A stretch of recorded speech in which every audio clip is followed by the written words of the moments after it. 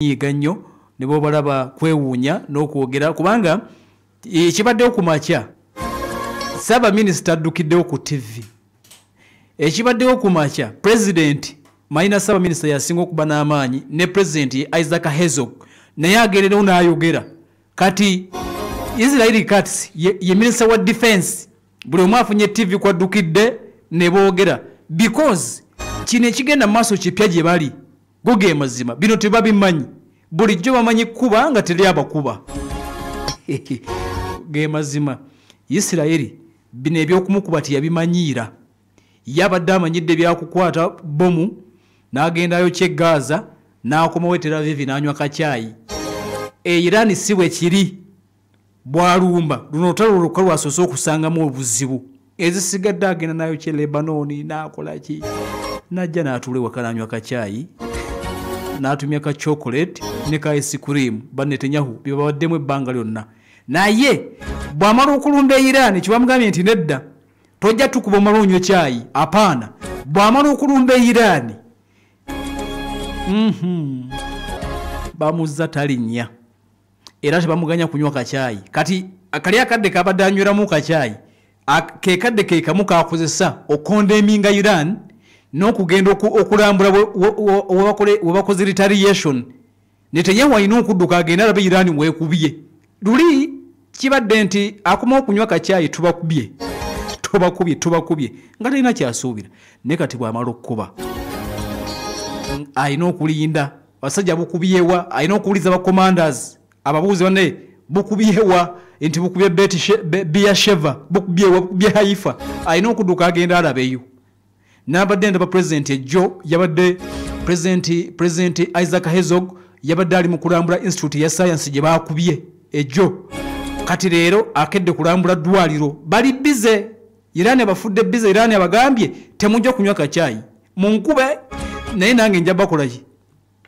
kati no lwaito olutalo badde naba statement ya Minister Israel Katz ategeezezza n'agamba nti Iran eyo waliyo kidikiteeta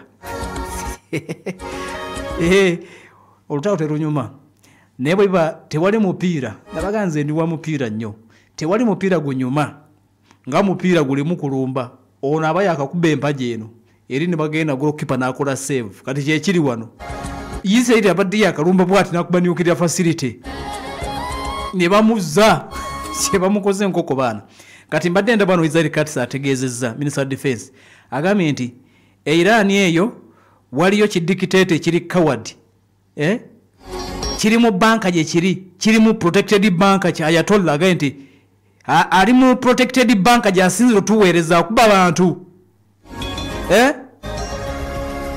ensi bannange eveeyo waliwo omutemu atandise okutta abantu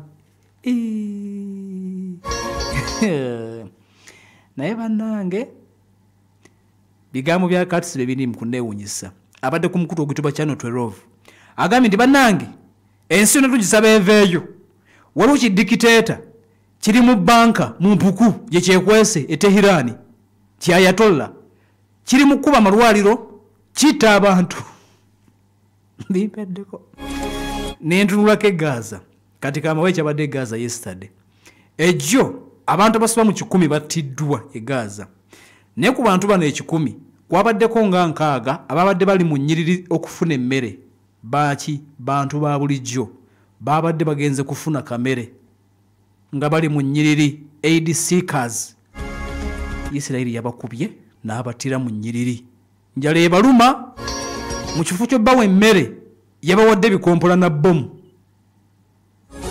ejjo kati Abaisirairi bali mu kaaba wano Netanyahu agambye nti Katz agambye nti gino misango gya nsi yonna war crimes egirina okubeera nti giri serious nnyo Khamenei will be held accountable for his crimes emisango gyazizza ku bantu kuba eddwaliro kati amawulire gongera okuvaayo ebifaananyi bivaayo byongera okukakasa nti mu butuufu ekikubiddwa tekibadde eddwaliro bakubye kumpi n'eddwaliro kubanga bakulaze ne embassy y'eggwanga Lithuania nayo ebizuka bigimansukidde yo ebadde mu meters nga 2 waliwo embassy y'eggwanga lya Lithuania ebadde mu meters nga 2 naye ebizuka fragments ziba mansukidde naye Isirairi buli muntu wakuba eddwaliro afuna kye yeekwasa kati Isirairi aganye okwogera wali oba kubye ayogera ddwaliro bagambye nti waliwo kidikiteeta kiri wansi mu banka kiri mu kutta abantu ensi vaayo ani alajana Isirairi bambi mutaase ensi kidikiteeta kiri mu kutta abantu kiri wansi mu mpuku bakiyita Ayatollah tutalo osaaga mbagambye teri bya kunywa chai teri bya ice cream Irani yagambye teri banku kube nkuba nkukube nomba nkulumbe kyekiriwo olukiiko lutesitesi olw'okujjukira obuweereza bw'omulangira Nuhu Kyabasinga Mbogo luddamu okuyita abantu n'abazaana ba Allah mwenna okujja ku mukolo ogulibwawo ku Sande ennaku z'omwezi 29 wali ku muzikiti Lutikko Ekibuli gulitandika essaawa 3 ez'okumakya enteekateeka eyo nayo mugitegedde abulungi nnyo essomero primary lirisangibwa lye Munyonyo lyetaaga abakozi bano wammanga omusomesa akwasaganya ebyemizannyo sports ali musweta somesa wa computer nga mukyala ate ng'oli musiraamu gwena diploma ne experience ya myaka 2 naye weetaagibwa teekamu okusabako obutasukka lwa 5 kuba ku noti 3 079 618 okubira dos 0703 079 618 ojja kuba ate munnange obafuna bulungi Apple Skills Institute omwezi amaze sini yokuna yagala kusoma bya mawulire yagala kusoma kufuuka radio presenter oba TV presenter okuwandisa kugenda mu maaso abanasooka okwewandiisa bajja basalirako bali wali ku Tag Hotel Road Kampala genda osome bya mawulire ofuuka ate wa mawulire okwetuula eggwanga ow'amaanyi ddala graphics designing n'ebirala bajja bikusomesa kuba bulango obwa radio ne TV byonna ku Apple Skills Institute kuba essimu eno ng'omukisa gukyaliwo noti 755 102 noti 755 102 noti 754 225 bannaffe ojja kuba ate obafuna bulungi nnyo nnyini ddala bannange nja kukoma wano olwaleero ebisigadde kandekeo no Matovu Hudu abikuŋŋaanye ajja kujja nabyo wali ku ssaawa 9 naye Isirairi alabudde agambye Iran kyokoze ogenda kundaba akanfaamu Isirairi tugenze alabudde agamba nti Iran kyokoze ogenda kuba ondaba akanfaamu kekaki Iran yazzaako ki manya Israel yazzaako ki Iran agamba nti wonkuba nange nga nkukuba beranga bwetambula. Assalamu alaikum warahmatullahi wabarakatuh. Inside Story. The Inside Story. Ebadde kutusibwako MTN Voice Bundles nga zikuba ku mikutu gyonna ate ku bbeeyi ddondolo nyiga star M00 star 2 oba okozese My MTN app olondeko daily bundles kubanga bwe twogera ffenna tetuyimirizika.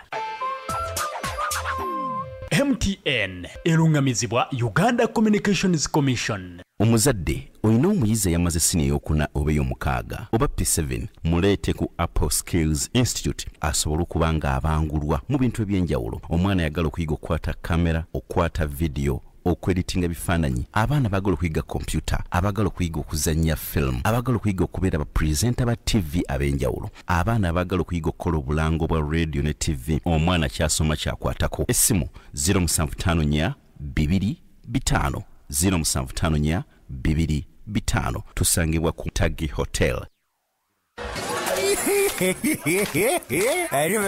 Mzee Kamadi ogenda tutabukako otandise na kuseka weka. Siza butasanyuka.